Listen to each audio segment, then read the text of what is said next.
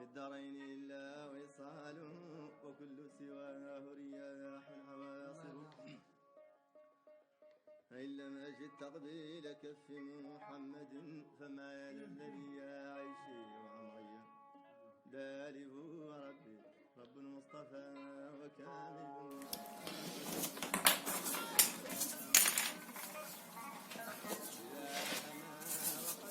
Bonjour mes amis, aujourd'hui on va entamer une leçon sur la régulation industrielle. Je vais répartir cette leçon en 3 parties, c'est-à-dire partie numéro 1, partie numéro 2, partie numéro 3. Toutes ces parties sur la régulation industrielle.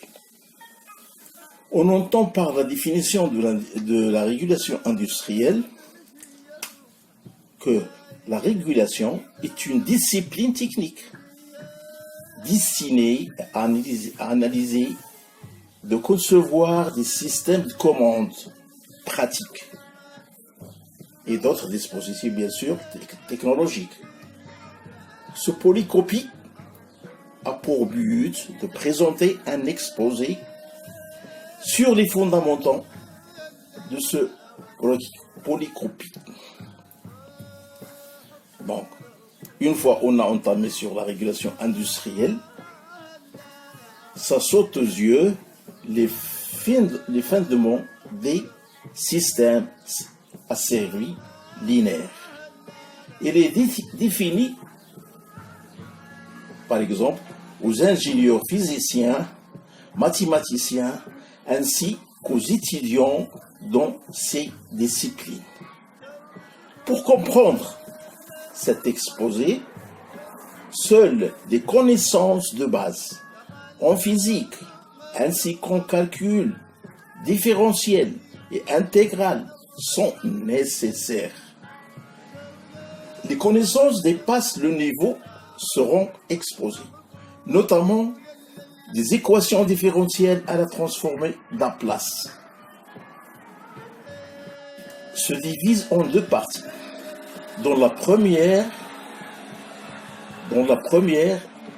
nous étudions la technologie.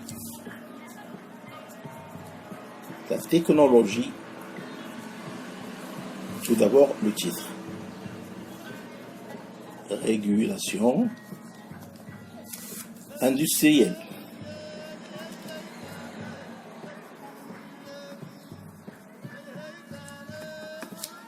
Donc, on a entamé la technologie des systèmes asservis. La technologie, comme j'ai dit, des systèmes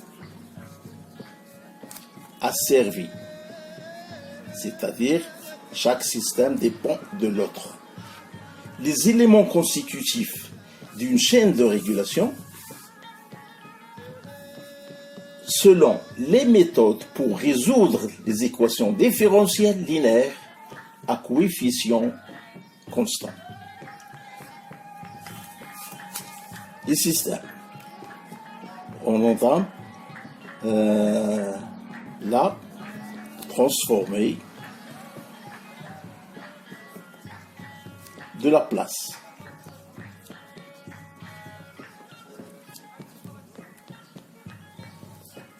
Les fonctions des transferts. Fonctions des transferts.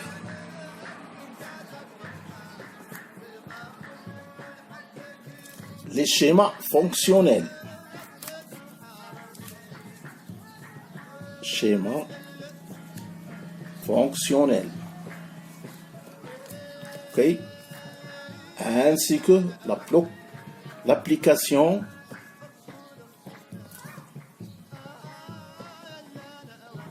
des transformés de Laplace.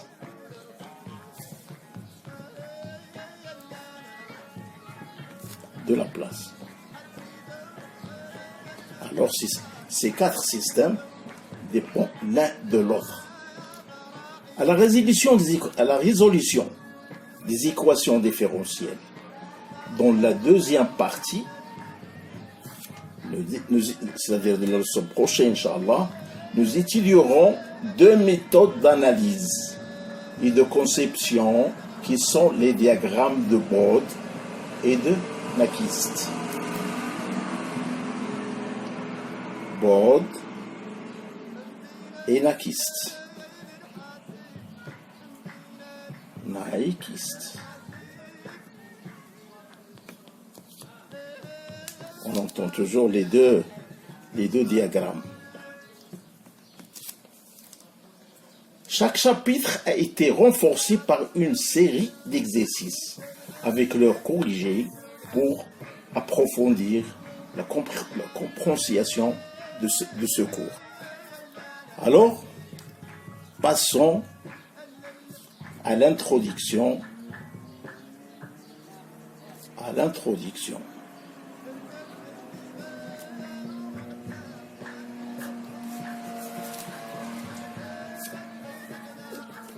On débute tout d'abord par quelques définitions. La régulation permet de maintenir une grandeur physique, c'est-à-dire une grandeur physique à une valeur constante, quelles que soient les perturbations extérieures. Ce signifie, l'objectif global de la régulation peut se résumer par ces trois mots-clés. Alors, les trois mots-clés. Premier mot, deuxième mot, troisième mot. Mesure,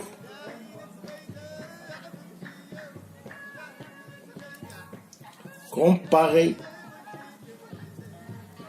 et enfin corriger. Alors, c'est trois mots fondamentaux. Nous sommes donc amenés à effectuer des mesures pour obtenir certaines connaissances avant d'entreprendre une action. Ces mesures seront obtenues par l'intermédiaire d'appareillages spécifiques. OK? Dans ce cas-là, je vais prendre un exemple de procédé de régulation d'un bac de stockage. Notre objectif est maintenir un niveau toujours constant, c'est-à-dire régulation à niveau. Voilà, par exemple, qu'on appelle vanne. Voilà notre procédé et la vanne, c'est-à-dire l'alimentation, par exemple, en eau, qu'on veut faire dans un bac, dans notre bac. Avec notre bac, bien sûr, il est fermé. Voilà notre bac.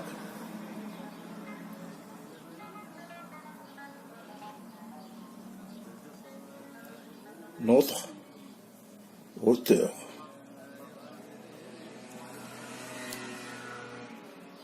Et la sortie dans notre débit. L'entrée, sortie, débit de sortie. OK? Voilà notre c'est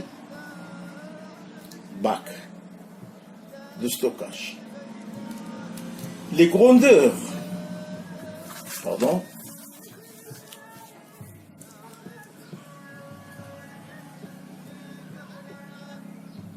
les grandeurs qui modifient l'état du système, grandeur d'entrée et le débit d'alimentation, débit d'alimentation et le débit sortant. Le débit de ce tirage, qu'on appelle aussi débit de sortie.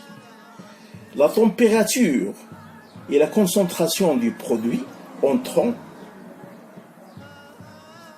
température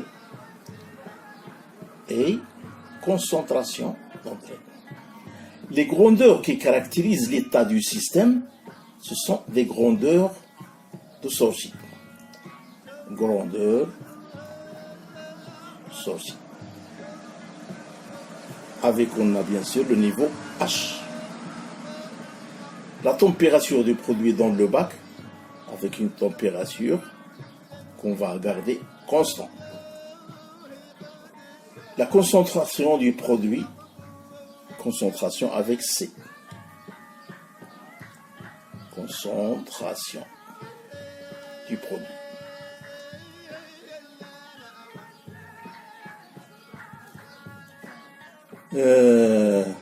Comme ça, j'arrive à la fin de cette petite leçon.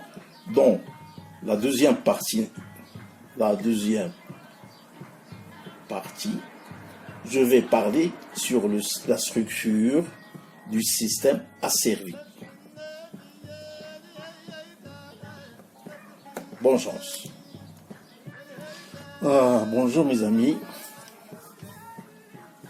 Dans la leçon précédente, on a parlé sur la régulation industrielle et surtout les systèmes asservis. Maintenant, comme j'ai dit dans la leçon précédente, on va parler sur la structure d'un système asservi. Alors, cette structure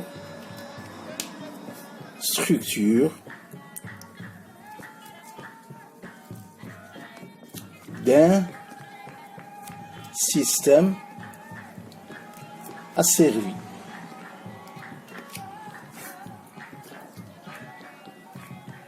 Le principe de base d'un asservissement, comme système asservi vient du mot d'un asservissement, sont des opérations enchaînées. Alors, le principe de base d'un asservissement est de mesure d'écart entre la valeur réelle et la valeur cible de la grandeur asservie. Dans la leçon précédente, on a pris un bac comme exemple. On le fait remplir d'eau. On a le débit entrant et le débit sortant. Maintenant, on va parler sur les liaisons entre ces systèmes-là. C'est-à-dire, comme j'ai dit, le principe de base d'un asservissement est de mesurer l'écart entre la valeur réelle, c'est-à-dire la valeur qui entre dans le bac, et la valeur cible de la grandeur asservie. On veut maintenir un débit bien constant et de piloter les actionneurs agissant sur cette grandeur pour réduire cet écart. C'est-à-dire, on va faire l'avant d'entrée, on va lui appliquer, par exemple, un positionneur et de bien régler le débit qui entre. C'est-à-dire, l'avant, on veut qu'il deviendra automatique. Bien sûr, par la présente, je vais faire le schéma fonctionnel. Alors, schéma fonctionnel. Le schéma fonctionnel. C'est une représentation graphique, comme la leçon précédente, graphique abrégée des entités entrées et sorties d'un système physique. On a notre débit entrant et débit sortant. On veut que le débit sortant soit constant à une valeur. OK?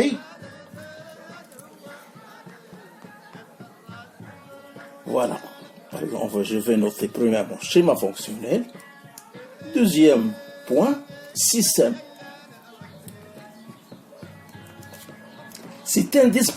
Qu'est-ce qu'il y a dans ce système, par exemple? C'est un dispositif isolé, soumis à des lois bien définies. Chaque système a plusieurs entrées et sorties par laquelle on peut exercer une influence sur ce système. OK?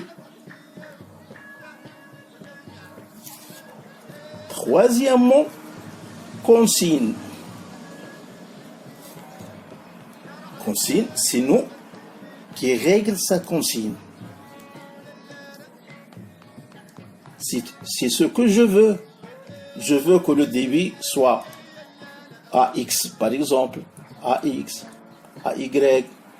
C'est moi qui fais fixer la consigne. Bien sûr, c'est moi qui va coincer cette consigne. Ce que je désire obtenir. Par exemple, je veux 20 degrés centigrades dans mon salon, la grandeur réglante, ok? Donc la consigne. Quatrièmement, la grandeur réglante. La grandeur réglante. C'est quoi la grandeur réglante? C'est la grandeur qui va agir sur le processeur. Exemple, radiateur pour les températures, pour permettre, dans notre exemple, de modifier la température. Cinquièmement, la grandeur réglée. C'est ce que j'ai réellement. Exemple, j'ai 18 degrés centigrades dans ma pièce alors que j'en veux 20. Voilà. La grandeur réglée. J'ai 18 degrés, moi je veux 20. 6. Sixièmement, les perturbations. Pardon, perturbation. Qu'est-ce que veut dire le mot perturbation? Alors, ces systèmes-là sont en général une fois qu'on parle sur la régulation industrielle, on trouve ces mots-là. Ce sont des phénomènes qui peuvent modifier la bonne stabilité d'une boucle de régulation. Exemple, ouverture d'une fenêtre dans le cas d'une régulation de température d'un local domestique. Septièmement, le comparateur.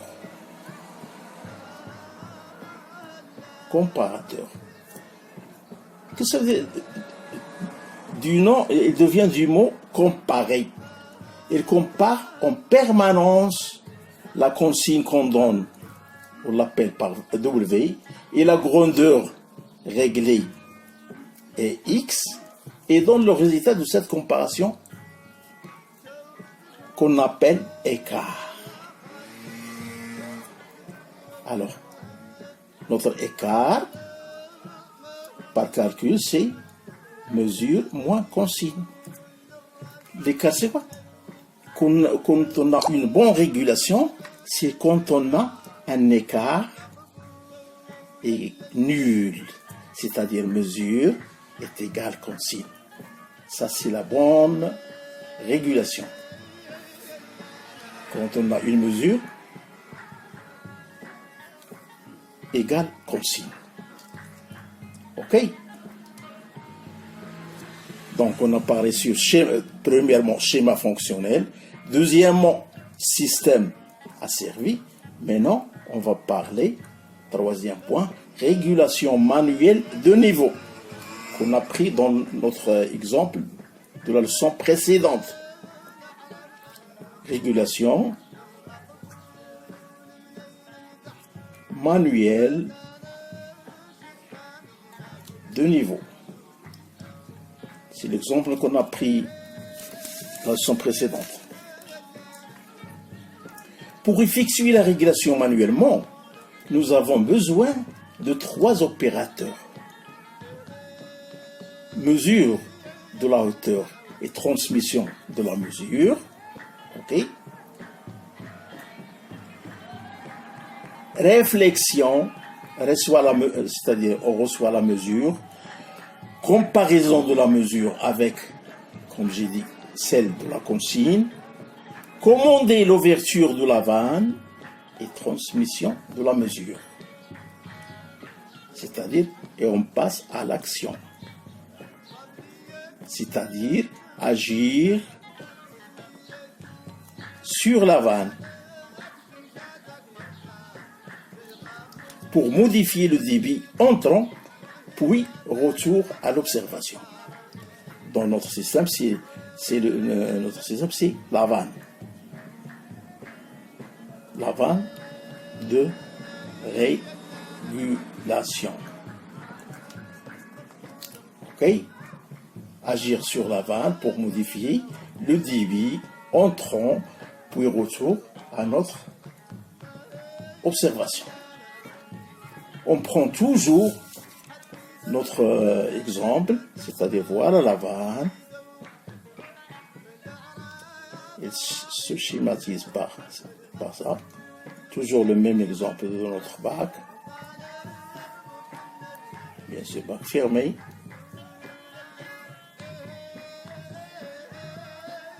Avec notre niveau H. Voilà l'observation, notre observation. Bien sûr, notre débit sortant. Débit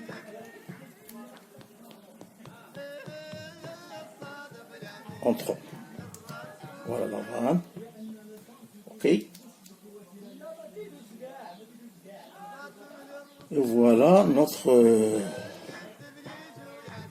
système qui va faire la réflexion. Réflexion.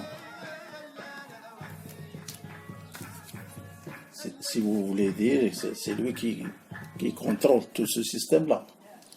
Pour automatiser, c'est-à-dire pour rendre cette régulation automatique, cette boucle, il faut remplacer chaque maillon humain par un appareil.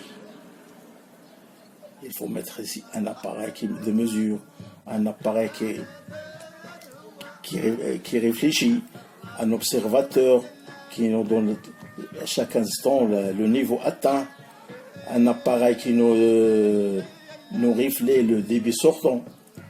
C'est ça. Pour automatiser cette boucle, il faut remplacer chaque maillon, c'est-à-dire chaque objectif humain par un appareil. Il faut également faire communiquer ces appareils les uns avec les autres. C'est-à-dire communiquer les uns. Ici, je fais une pause. À la leçon prochaine, Bi'aoulillah.